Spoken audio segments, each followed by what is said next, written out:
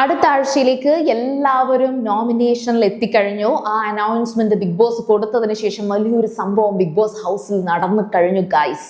നിങ്ങൾ പലരും അത് മിസ് ചെയ്തിട്ടുണ്ട് ആകും എന്ന് എനിക്ക് തോന്നുന്നു. അതുകൊണ്ട് ഞാനത് ഒന്നും കൊണ്ടൊന്ന് അപ്ഡേറ്റ് ചെയ്തൊന്ന് ഡീറ്റെയിൽഡ് ആയിട്ട് പറയാം. So serial grand first time കാണുകയാണെങ്കിൽ ചാനൽ ഒന്ന് സബ്സ്ക്രൈബ് ചെയ്തേക്കുക. അതായത് അടുത്ത ആഴ്ച എന്ന് പറയുമ്പോൾ നമ്മൾ ഇന്ന് തൊട്ട് നമ്മൾ ചെയ്യുന്ന ഓരോ വോട്ടുകളും ഇതിൽ ഒരു ഫസ്റ്റ് സെക്കൻഡ് എന്നൊക്കെ പറഞ്ഞൊരു 5th പൊസിഷൻ വരെ കൊണ്ടുവരും. പിന്നെ നമുക്കിപ്പം ഈ ഒരു സീസണിൽ നമുക്ക് ടോപ്പ് 7 വരെ നമുക്ക് പറയാൻ സാധിക്കും. ഇക്കൂട്ടത്തിൽ ഒരു ടോപ്പ് 7 കൂടി ഉണ്ടാകും എന്ന് നമുക്ക് പറയാൻ സാധിക്കും. പക്ഷെ ഈ ഒരു നോമിനേഷന്റെ കാര്യം ബിഗ് ബോസ് അവിടെ അനൗൺസ് ചെയ്ത് എല്ലാവരും കേട്ടതിന് ശേഷം അനുമോൾ ഭയങ്കര ഡൗൺ ആണ്, ഭയങ്കര സൈലന്റ് ആണ്.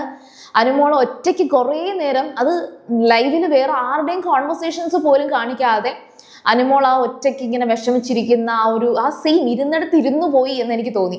അതേ കണക്ക്, അതായത് അവരെങ്ങനെയാണോ ബിഗ് ബോസ് അത് അനൗൺസ് ചെയ്ത് പറയുന്നത് അന്നേരം അവർ കേട്ടിരുന്ന അതേപോലെ തന്നെ അനുമോൾ കുറേ നേരത്തേക്ക് മ്യൂട്ടായി, ഡൗൺ ആയി, വളരെ സൈലന്റ് ആയി, പേടിച്ച പോലെ ഇരിക്കുകയാണ്. എനിക്കത് കണ്ടിട്ട് തോന്നിയൊരു കാര്യം പറയട്ടെ. ഈ സീസണിൽ ബിഗ് ബോസിനകത്തുള്ള എല്ലാവരും തന്നെയാണ് ഏറ്റവും കൂടുതലും ഒറ്റപ്പെടുത്തിയത്. ഒറ്റപ്പെടൽ സ്ട്രാറ്റജി ഒന്നും അനുമോൾ എടുത്തിട്ടില്ല. കാരണം അനുമോൾക്ക് ഒന്നും എടുക്കാനുള്ള ബുദ്ധിയുള്ളതായിട്ട് എനിക്ക് തോന്നിയിട്ടില്ല. പക്ഷെ എല്ലാവരും അനുമോളെ മാത്രം അറ്റാക്ക് ചെയ്തു എന്ന് അനുമോൾക്ക് എന്തായാലും മനസ്സിലായിട്ടുണ്ട്. ഇവിടെ തന്നെ മാത്രം എല്ലാവരും എന്തിനാണ് ഇങ്ങനെ ചെയ്യുന്നത്, താൻ മാത്രം എന്താണ് ഇവിടെ പ്രശ്നക്കാരിയായി മാറിയത്. അക്ബർ ഓരോന്നിങ്ങനെ അതിന് തൊട്ട് മുമ്പാണ് അക്ബർ ഒരു പാട്ടൊക്കെ പാടിയത്, കുത്തിത്തിരിപ്പിന്റെ റാണി, ബിഗ് ബോസ് റാണി എന്നൊക്കെ പറഞ്ഞിട്ടൊരു പാട്ടൊക്കെ പാടിയായിരുന്നു. അപ്പൊ തൊട്ടേ ആളുടെ ഫേസ് ഒക്കെ കുറച്ച് ഡള്ളാണ്. ഞാൻ പറഞ്ഞല്ലോ, ബിഗ് ബോസിൽ അക്ബർ എന്ന് പറഞ്ഞൊരു വ്യക്തി ഈ സീസണിൽ ഏറ്റവും കൂടുതലും ചെയ്ത ഒരു ഗെയിം എന്ന് പറയുന്നത് പുള്ളിക്കാരൻ കുറച്ച് വക്രീകരിച്ച് കുറെ പാട്ട് പാടി എന്നുള്ളതാണ്. പാട്ടൊക്കെ കൊള്ളാം, പക്ഷെ അതിനകത്ത് ലിറിക്സ് അത്ര അങ്ങോട്ട് കൊള്ളത്തില്ല എന്ന് തന്നെ ഞാൻ പറയും.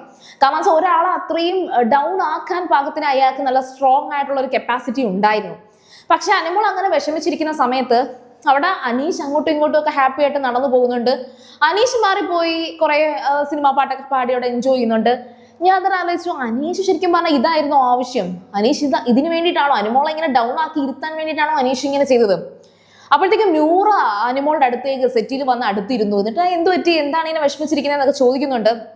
അപ്പൊ അനുമോൾ പറയുന്നുണ്ട്, അനുമോൾ ആദ്യം കുറച്ച് ബുദ്ധിമുട്ടുന്നുണ്ട്, അതിലെവിടെയെന്നൊക്കെ ചോദിക്കുന്നുണ്ട്. കാരണം നൂറയോട് അത്ര കംഫർട്ടബിൾ അല്ല ഈ അനുമോൾ എന്ന് പറയുന്നത്. അപ്പൊ അനുമോൾ അന്നേരം നൂറയോട് ഇങ്ങനെ ഓരോ കാര്യങ്ങൾ പറയുമ്പോൾ ഒരു കാര്യം പറഞ്ഞത് ഞാൻ ഭയങ്കരമായിട്ട് ശ്രദ്ധിച്ചു. അതെനിക്കും പലപ്പോഴും തോന്നിയിട്ടുണ്ട്. പക്ഷെ അതൊരു വലിയ കാര്യമായിട്ട് പറയാൻ തോന്നാത്തതിന്റെ റീസൺ, നമുക്ക് ഇങ്ങനെ തോന്നലുകളല്ലേ ഉള്ളൂ, നമുക്ക് തെളിവുകളൊന്നും ഇല്ലല്ലോ. അതായത് ഇവിടെ പലതവണ നെവിനൊക്കെ ഈ അനുമോളുടെ ഇവിടുത്തെ പേയ്മെന്റ് സഹിതം ഇവിടെ കറക്റ്റായിട്ട് പറഞ്ഞിട്ടുണ്ട്. അത് ഇതിന് മുന്നേ സംഭവിച്ചിട്ടുണ്ട്. അപ്പൊ അനുമോൾ നൂറെടുത്ത് പറയാണ്, ഇതെന്തുകൊണ്ടാണ് താൻ റിലേറ്റ് ചെയ്ത് കുറെ അധികം പ്രശ്നങ്ങൾ ഉണ്ടായത്, ബിഗ് ബോസ് ഹൗസിൽ ഞാനൊരു പ്രശ്നക്കാരിയായി മാറിയത് എന്തുകൊണ്ടാണ് എന്നെ റിലേറ്റ് ചെയ്ത് കുറെ പ്രശ്നങ്ങൾ ഉണ്ടായത്?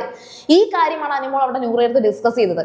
എന്നെ ആരും മനസ്സിലാക്കുന്നില്ലല്ലോ, എല്ലാവരും എന്നെ കുറിച്ച് കുറെ കാര്യങ്ങളൊക്കെ ജഡ്ജ് ചെയ്ത് വെച്ചിട്ടുണ്ടായിരുന്നു. ഒരു പ്രീ ജഡ്ജ്മെന്റൽ ആയിട്ടാണ് അനുമോളെ എല്ലാവരെയും കൺസിഡർ ചെയ്തത്. പുറത്തും അകത്തും അങ്ങനെയായിരുന്നു. അനുമോൾക്ക് അകത്തെ കാര്യം നന്നായിട്ട് അറിയാം, പുറത്ത് എന്താണെന്നുള്ളത് അനുമോൾ ഇതുവരെ അറിഞ്ഞിട്ടില്ലല്ലോ. പക്ഷെ അകത്ത് എല്ലാവരും അനുമോളെ ഓൾറെഡി ജഡ്ജ് ചെയ്ത് വെച്ചിട്ടാണ് ഇവിടെ എല്ലാവരും വന്നത്.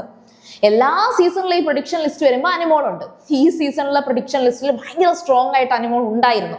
അപ്പൊ അനുമോൾ ഉണ്ടാകും എന്നുള്ളത് നമ്മൾ ഈ പ്രഡിക്ഷൻ ലിസ്റ്റിലുള്ള അത് നമ്മൾ കാണുന്നതിനേക്കാൾ സ്ട്രോങ് ആയിട്ട് ഈ ഒരു കണ്ടസ്റ്റൻസ് എല്ലാം അറിഞ്ഞിട്ടുണ്ടായിരുന്നല്ലോ. അതായത് ഓക്കെ, ഇത്തവണ അനുമോൾ ഉറപ്പാണ്, അനുമോൾ വരുന്നുണ്ട് എന്ന് എല്ലാവരും അറിഞ്ഞിട്ടുണ്ട്. ഇപ്പൊ നെവിനൊക്കെ വരുന്ന സമയത്ത് തന്നെ അനുമോളുടെ പ്രൊഫൈലൊക്കെ നോക്കി എത്ര ഫോളോവേഴ്സ് ഉണ്ടെന്ന് നോക്കിയിട്ടുണ്ട്. അപ്പൊ അത്തരത്തിലാണ് എല്ലാവരും അനുമോളെ കുറിച്ച്, അനുമോളാണ് വലിയ സെലിബ്രിറ്റി എന്ന് കണ്ടാണ് വന്നത്. എനിക്ക് ഇന്നും ഓർമ്മയുണ്ട്, അനുമോൾ ആദ്യമായിട്ട് കരഞ്ഞത് ശരിക്കും പറഞ്ഞാൽ ഷാനവാസ് കാരണമാണ്. അതും വളരെ ഫേക്ക് ആയിട്ടുള്ള കുറച്ച് അലിഗേഷൻസ് കൊടുത്ത്. അനുമോൾ എന്ന് പറഞ്ഞൊരു വ്യക്തി ബിഗ് ബോസ് ഹൗസിലേക്ക് വളരെ ഒരു ചിൽ കൂൾ, എന്താ പറയാ, കുറച്ച് എന്റർടൈൻമെന്റും കുറച്ച് തമാശകളും കൊഞ്ചലും ഒക്കെ ആയിട്ട് വന്ന ഒരു നമ്മൾ ഈ നാട്ടിൻ പുറത്തൊക്കെ പറയാറുണ്ട്, ഒരു കിളിപോയ കേസ് എന്നൊക്കെ പറയാറുണ്ട്. അമ്മാതിരി ഒരു കിളി ക്യാരക്ടറായിട്ടാണ് അനുമോൾ ബിഗ് ബോസ് ഹൗസിലേക്ക് വരുന്നത്. പക്ഷെ ആ അനുമോളെ എല്ലാവരും മനഃപൂർവ്വമായിട്ട് ടാർഗറ്റ് ചെയ്ത്, അനുമോളെ അത് പോസിറ്റീവായിട്ടും നെഗറ്റീവായിട്ടും ഒക്കെ ടാർഗറ്റ് ചെയ്ത് കളിച്ചവരാണ് ബാക്കി എല്ലാവരും. അനുമോളുടെ അടുത്ത് കോണ്ടന്റ് കിട്ടും, അല്ലെങ്കിൽ അനുമോളെ പ്രൊവോക്ക് ചെയ്യാം, അനുമോളെ കരയിപ്പിക്കാം, മനഃപൂർവ്വം കരയിപ്പിക്കാം, എന്നിട്ട് അതൊരു കരച്ചിൽക്കാരനാക്കാം എന്നൊക്കെ ഷാനവാസ് അങ്ങനെയാണ് ചെയ്തത്. എനിക്കും തോന്നി അനുമോൾ ആ ഒരു കാര്യം അവിടെ ഡിസ്ക്ലോസ് ചെയ്യുന്നുണ്ട്, നൂറയോട് പറയുന്നുണ്ട്. ഇങ്ങനെ എല്ലാവരും എന്നെ ജഡ്ജ് ചെയ്തത് കൊണ്ടാണോ ഞാൻ ഇങ്ങനെ എന്നോട് ഇങ്ങനെ എല്ലാവരും ചെയ്യാൻ തുടങ്ങിയത്? ഞാൻ എന്തുകൊണ്ടാണ് ഇങ്ങനെ ആയത്? കാരണം എനിക്ക് മനസ്സിലാക്കാൻ പറ്റിയൊരു കാര്യം മനസ്സിലായി, ആ ഒരു നോമിനേഷൻ അടുത്തൊരു സീസണിലേക്കുള്ള അടുത്തൊരു വീക്കിലേക്ക്, അതായത് ബിഗ് ബോസ് സീസൺ 7ന്റെ ഏറ്റവും ടോപ്പ് 1ലേക്ക് ആരായിരിക്കും എന്ന് കണ്ടെത്താനുള്ള ഈ ഒരു നോമിനേഷനിൽ ശരിക്കും പറഞ്ഞാൽ അനുമോള് പേടിക്കുന്നത് ഇതെല്ലാം കഴിഞ്ഞു കഴിയുമ്പം സത്യം പറഞ്ഞാൽ പുറത്തോട്ടിറങ്ങാൻ പറ്റുമോ, എന്നെ പുറത്തൊന്നും വേണ്ട, ഞാൻ ഇവിടെ തന്നെ കിടന്നോളാം എന്നാണ്. അല്ലാതെ ടോപ്പ് 1 ആകും എന്നുള്ള ഉത്കണ്ഠയല്ല. എന്തായാലും അവസാനത്തെ ആഴ്ചയാകുമ്പോൾ എല്ലാവർക്കും ഒരു പേടിയൊക്കെ ഉണ്ടാവും. കാരണം ഫൈനൽ എക്സാമിന്റെ ഒരു ടെൻഷനാണ്. ആ ഒരു ഫൈനൽ എക്സാമിന്റെ ടെൻഷൻ ശരിക്കും പറഞ്ഞാൽ അനുമോളെ സംബന്ധിച്ചിടത്തോളം അകത്ത് ഏറ്റവും കൂടുതൽ നാറിയിരിക്കുന്നത് തന്നെയാണ് ഇവിടെ എല്ലാവരും എടുത്തിട്ട് നാട്ടിച്ചിരിക്കുന്നത്. പുറത്ത് താനൊരു വൃത്തികെട്ടവളായി മാറിയോ, അതിന്റെ കൂടെ അവസാനം അനീഷ് കൊണ്ടുവന്ന് പ്രപ്പോസ് ചെയ്തിരിക്കുന്നു. അപ്പം അനുമോൾ ഇങ്ങനെ വിഷമം പറഞ്ഞുകൊണ്ടിരിക്കുന്ന സെയിം സിറ്റുവേഷൻ, സെയിം അവസ്ഥയിൽ പുറത്ത് രണ്ടുപേര് വേറൊരു സംസാരത്തിൽ ഇടപെടുന്നുണ്ട്. അതിൽ എനിക്ക് അക്ബറിനോട് ആദ്യമായിട്ട് സ്നേഹം തോന്നിയത് ഒരൊറ്റ സംസാരം തോന്നിയപ്പോഴാണ്. വേറൊന്നും അല്ല, ആദിലയും അക്ബറും തമ്മിൽ സംസാരിച്ചുകൊണ്ടിരിക്കുകയാണ്. ഷാനവാസിന്റെ ടോപ്പിക്കാണ് അവർ സംസാരിക്കുന്നത്. പക്ഷേ ഈ ആദില പറയുന്നുണ്ട് അനുമോൾക്കൊരു പേടിയുണ്ട്, പുറത്ത് ഇതൊരു വലിയ നാണക്കേടായി മാറും ഈ ഒരു പ്രപ്പോസൽ സംഭവം. പക്ഷെ അക്ബർ അപ്പൊ പറയുന്നത് ഇതൊക്കെ പിടിച്ച് ആരെങ്കിലും ഒക്കെ ഭയങ്കര നെഗറ്റീവ് ആക്കുകയാണെങ്കിൽ, പൊങ്കാല ഇടുവാണെങ്കിൽ അതൊക്കെ അവന്റെ വീട്ടിൽ പോയി അടിക്കേണ്ടി വരും. കാരണം വെച്ചാൽ അനുമോൾക്ക് നോ ആണ്, അനുമോള് നോ പറഞ്ഞു, അതിനിപ്പോ എന്താ? അക്ബർ വളരെ നൈസായിട്ട് അത് പറയുന്നുണ്ട്, അതെനിക്ക് ഇഷ്ടപ്പെട്ട്.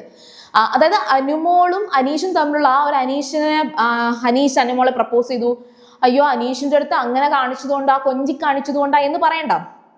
കാരണം എന്ന് വെച്ചാൽ അനീഷിന്റെ അടുത്ത് ഏറ്റവും കൂടുതൽ ഐ ലവ് യുന്നും അതുപോലെ കൊഞ്ചി കാണിച്ചതും അടുത്തു പോയി ഇരുന്നതും കൂടുതൽ ഫണ്ണാക്കിയതും ഒക്കെ അത് ആദിലയാണ്. ആദിലയും അനീഷും തമ്മിലുള്ള ഫൈറ്റ് ഏറ്റവും കൂടുതൽ അവർ തമ്മിൽ നല്ലൊരു കോംബോ വന്നിട്ടുണ്ട്.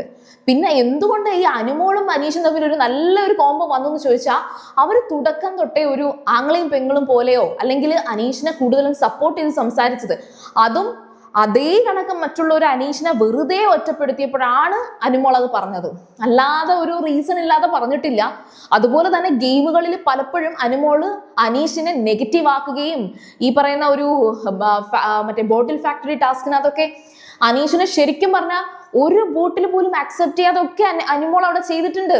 അല്ലാതെ ഭയങ്കര സോഫ്റ്റ് കോർണർ കാണിച്ച് അനുമോള് കംപ്ലീറ്റ്ലി അനീഷിനെ സപ്പോർട്ട് ചെയ്ത് നിന്ന ഒരു വ്യക്തിയേ അല്ല. സോ അതുകൊണ്ട് തന്നെ അനുമോളെ ഈ ഒരു കാര്യത്തിൽ നെഗറ്റീവ് ആക്കി പറയാൻ പറ്റില്ല. പക്ഷെ അനീഷ് ഇതൊരു ഗെയിം സ്ട്രാറ്റജി ആയിട്ടാണ് കണ്ടതെന്ന് പറയാൻ സാധിക്കത്തില്ല. പകരം അനീഷ് ജസ്റ്റ് മൂവ് ഓൺ ടൈപ്പാണ്. അത് നോക്കി ചോദിച്ചു നോക്കി, അതവിടെ കഴിഞ്ഞു. അത് കഴിഞ്ഞ് മുന്നോട്ട് കൊണ്ടുപോകാൻ അനീഷിന് കഴിയുന്നുണ്ട്. അത് മെയിൻ ഒരു കാര്യം, അനീഷിന് അത് സാധിച്ചു എന്നുള്ളതാണ്. പക്ഷെ അനുമോൾക്ക് അത് സാധിക്കുന്നില്ല. അത് അനീഷ് മനസ്സിലാക്കിയിട്ടുണ്ടായിരുന്നിരിക്കാം. അത് മനസ്സിലാക്കിയിട്ട് മനഃപൂർവ്വം ചെയ്തതാണ് എന്ന് പറയാൻ പാകത്തിന് എത്തിക്കാൻ പറ്റുന്നില്ല. അവൾ ഏതായാലും ഈ ഒരു പ്രപ്പോസൽ സീനും പിന്നെ അതുപോലെ തന്നെ ബിഗ് ബോസ് ഹൗസിനകത്ത് അനുമോളെ എല്ലാവരും ടാർഗറ്റ് ചെയ്തതും, പുറത്തെ കാര്യം അനുമോൾക്ക് അറിയില്ലെങ്കിൽ നമുക്ക് അതും കൂടെ ആഡ് ചെയ്യുകയാണെങ്കിൽ പുറത്തും എല്ലാവരും ബിഗ് ബോസ് കഴിഞ്ഞതിന് ശേഷം എവിക്റ്റ് ആയ കണ്ടസ്റ്റൻസ് ഉൾപ്പെടെ അനുമോളെ ടാർഗറ്റ് ചെയ്തു എന്നുള്ളത് എനിക്ക് തോന്നുന്നു അവർ ഓൾറെഡി ഒരു സെലിബ്രിറ്റി സ്റ്റാറ്റസിൽ വന്നത് കൊണ്ടായിരുന്നിരിക്കാം. ഏതായാലും ശരി, അനുമോള് നല്ല ഡൗൺ ആയിട്ടുണ്ട്. ഇനി എങ്ങനെയാണ് ഈ ഒരു ആഴ്ച അനുമോളുടെ ഗ്രാഫ് അനുമോള് കൊണ്ടുപോകുന്നതെന്നുള്ളത് കാത്തിരുന്ന് കാണാം. അപ്പോൾ നിങ്ങൾ എന്തായാലും നിങ്ങളുടെ അഭിപ്രായങ്ങൾ പറയുക. സീരിയൽ ഗ്രാൻഡ് ഫസ്റ്റ് ടൈം കാണുകയാണെങ്കിൽ ഉറപ്പായിട്ടും ചാനൽ ഒന്ന് സബ്സ്ക്രൈബ് ചെയ്തിട്ട് കാണുക. വീഡിയോ ഇഷ്ടപ്പെട്ടാൽ ലൈക്ക് ചെയ്യുക, കമന്റ് ചെയ്യുക, ഷെയർ ചെയ്യുക. ഞാൻ പോയി വരാം. ബൈ.